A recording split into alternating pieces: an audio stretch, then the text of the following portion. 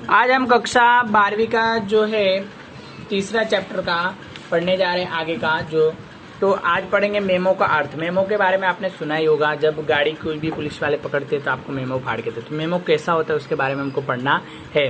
तो समान रूप से मेमो शब्द के लिए गैर समझ उत्पन्न होती है, मतलब कोई उल्टा समझता है। बाकी जैसे कि कार्यालय के में समय पर नहीं पहुंचने तो सर जी मेमो दे देंगे। यदि आप कार्य में गलती करोगे तो सेठ जी हम मेमो दे देंगे। संक्षेप में यह कर्मचारी यदि कोई भूल हो जाए तो उसके लिए लिखित में पत्र जो बताया जाता है उसके लिए मेमो के रूप में होता है। मतलब जो अगर आपसे गलती होती है और आपको दंड भरना पड़ता है तो एक तरह का मेमो के रूप में गिना जाता है। ठीक है, मेमो का विधि और अविधि रूप से भी किसी भी निश्चित बातों के लिए जानकारी देने हेतु सामान्य पद पर आसीन अधिकारियों और उच्च पदाधिकारियों के लिए निचले पद के कर्मचारियों के लिए आंतरिक स्तर पर लिखे जाने वाला पत्र है। एक तरह का ये कोई मतलब पत्र, शिकायत पत्र, चाहे पैसे भरने वाला नहीं होता। क्या पैसे नहीं, आपको एक बार सूचित करने वाला एक पत्र होता है जिसको मेमो के रूप में गिना जाता है। ठीक है, अब हम मेमो के लक्षणों के बारे में अगर देखें तो मेमो के जो लक्षण है तो मेमो में क्या है, मेमो यह विधि अविधि रूप से लिखा जाता है, अच्छे से या चाहे जैसे तैसे भी आप लिख सकते हैं। मेमो ऊपर के अधिकारी द्वारा लिखा है, उच्च अधिकारी होते हैं वो छोटे अधिकारी को लिखते हैं। कभी कभी कर्मचारी गण के भी अधिकार समस्याओं के हल हेतु ऊपरी अधिकारी को मेमो लिखा भेजा जाता है। मतलब क्या, कर्मचारी को कोई प्रॉब्लम है खाने पीने की, चाहे बैठने की, चाहे पंखे की प्रॉब्लम हो तो नीचे से भी ऊपर के पद वाले को भी लिखा जा सकता है। समकक्ष पदों पर रहने वाला कर्मचारी, मतलब एक समान काम करने वाले भी क्या लिख सकते हैं। ठीक है, मेमो का मुख्य उद्देश्य जिस संबंधों करके लिखा गया हो उन्हें निश्चित बातों के लिए याद दिलाने के लिए होता है। एक निश्चित बातों को जो मतलब पहले याद दिलाना हो कि भाई ये अपने बीच डील हुई थी, उसको याद दिलाने के लिए क्या होता है कि मेमो लिखा जाता है। मेमो का लिखावट सरल और स्पष्ट शैली में होना चाहिए। मेमो का विवरण संक्षेप और मुद्दे सरल में, संक्षेप में अच्छी तरह से क्या लिखा होना चाहिए, मतलब आड़ा एवड़ा नहीं होना चाहिए इस तरह से। ठीक है, अब देखें तो मेमो का आपको ये ढांचा दिया, ये 2 मार्क्स में 3 मार्क्स में पूछा ही जाता है बोर्ड के अंदर, आप लोग याद कर लेंगे ये। ठीक है, मेमो का पूर्व निर्धारित ढांचा है, मतलब पहले से ये ढांचा बनाया गया है, ये मतलब फॉर्मेट दिया गया है। ठीक है, यहाँ पे कंपनी का नाम होता है। ठीक है, यहाँ प्रतीत होता है, मतलब कि कौन से अधिकारी हैं, यहाँ पे संदर्भ जो लिखा जाता है, कहाँ से आया, आईडी वहाँ की। ठीक है, रवानगी का मतलब रवानगी कौन भेज रहा है वो, और तारीख, और विषय किस विषय पे, और जो होगा हस्ताक्षर पद होता है। अब इसका पूरा एक लिखा हुआ इस तरह से पूरा फॉर्मेट दिया, देख सकते हैं आप इसके अंदर।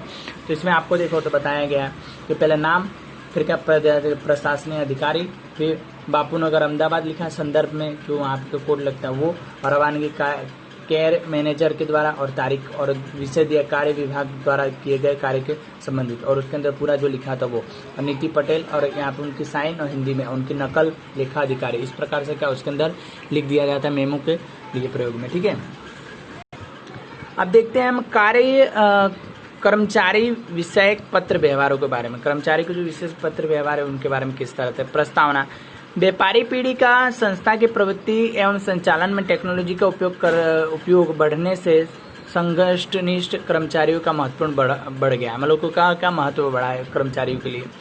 आज धंधा का मानव संसाधन को संपत्ति के तौर पर मानते हैं, इसलिए कार्यक्षम कर्मचारियों की प्राप्ति और उनके कार्य के रखने की आवश्यकता होती है। इस पद्धति को कर्मचारियों की भर्ती और नियुक्ति, पदोन्नति, अपाकर्षण, नौकरी समाप्ति जैसे कि प्रक्रिया करते समय सचेत रहना चाहिए, जैसे तथ्यबंध और पत्र व्यवहार के। मतलब क्या, पत्र व्यवहार लिखते समय कौन कौन से, किसी को पद उन्नति करते हैं, चाहे पद अवनति करते हैं, नौकरी छोड़ते, त्याग पत्र देते हैं, कुछ भी तो पत्र लिखने पड़ते हैं। उस पत्र को लिखते समय अनेकों बातों को क्या ध्यान देना पड़ता है। ठीक है, अब देखिए भर्ती का अर्थ। तो सामान्य अर्थ में व्यापारी या संस्था की आवश्यकताओं के कर्मचारियों की नियुक्ति अर्थात मतलब कि भर्ती। तो क्या होता है कि कोई कंपनी के अंदर अगर जरूरत है और उन कर्मचारियों को बुलाया जाता है उसको भर्ती के रूप में गिना जाता है, परंतु भर्ती का अर्थ मात्र कर्मचारियों का चयन या रिक्त स्थानों की पूर्ति का मर्यादित नहीं है। विशाल अर्थ में भर्ती का अर्थ योग्य, समान रूप से योग्यता वाले योग्य संस्था कर्मचारी नियुक्ति की जाती है। भर्ती की प्रक्रिया में मुख्य रूप से योग्यता संबंध के क्षेत्रों में भी विशेष ज्ञान है। मतलब भर्ती का मतलब क्या है कि किसी को भी रख लिया ऐसा नहीं, उसको सब कुछ आना चाहिए, पढ़ा लिखा होना चाहिए, वो समझदारी होनी चाहिए, सारी बातों का इंटरव्यू लेकर ही उसकी भर्ती की जाती है।